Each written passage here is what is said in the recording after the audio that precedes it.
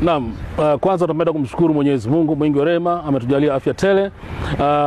Tunawashukuru pia mashabiki wetu waliofunga safari kutoka jijini Mbeya kuja Dar es Salaam na waliokuwa Dar es Salaam na mikoa mingine kuja kutunga mkono ama kuisupport timu yao kwa nguvu kubwa kabisa kwenye michezo yetu mitatu ambayo tulicheza pale kwenye dimba la KMC Complex.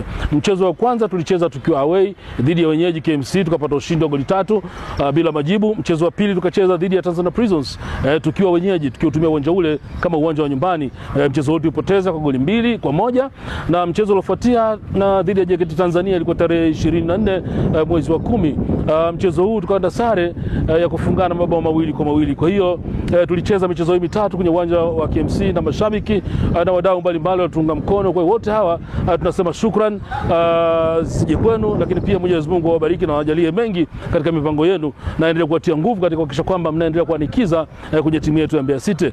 Lakini shukrani za pili zinakwenda kwa wenyeji wetu timu ya KMC ambao pia ni wamiliki wa uwanja wa KMC Complex. Tunawashukuru sana kwa ukarimu wao tufanyia.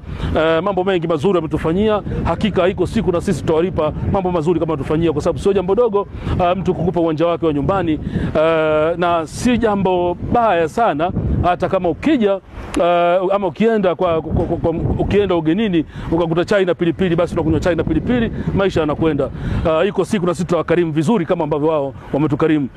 Timu yetu ina mapumziko ya takriban siku 11 kuanzia tarehe 25 mwezi Oktoba mpaka tarehe 4 mwezi Novemba. Tumetoa mapumziko kwa wachezaji, benchi la ufundi, ili waweze kupumzika kidogo, na tutakaporejea tarehe 4 tutaanza maandalizi ya mchezo wetu utakaochezwa away dhidi ya Mashujaa pale mkoani Kigoma. Na mchezo utakaofuatia utachezwa kule jijini Tanga dhidi ya Coastal Union. Kwa hiyo tunaomba tuendelee kuwa pamoja, tuunge mkono timu yetu, support timu yetu iweze kufanya vyema na tuweze kufikia malengo yetu ambayo tumejiwekea katika ligi ya soka Tanzania bara. Lakini pamoja na hayo pia timu yetu ya vijana chini ya miaka 20 tayari iko kambini, imeanza mazoezi, inajiwinda na ligi ya vijana. Kwa hiyo wadau tunaomba support kwenye hili pia, kwa sababu huu ndo mzizi wa Mbeya City kubwa unaiona.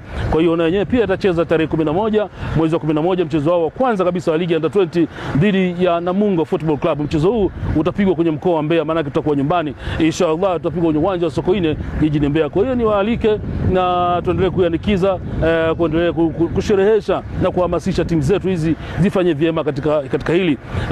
Yote kwa yote nawaambia kwamba tuiombee timu yetu, tuipende timu yetu, hatuna timu nyingine. Hii ndo timu yetu, Mbeya City, objective to win.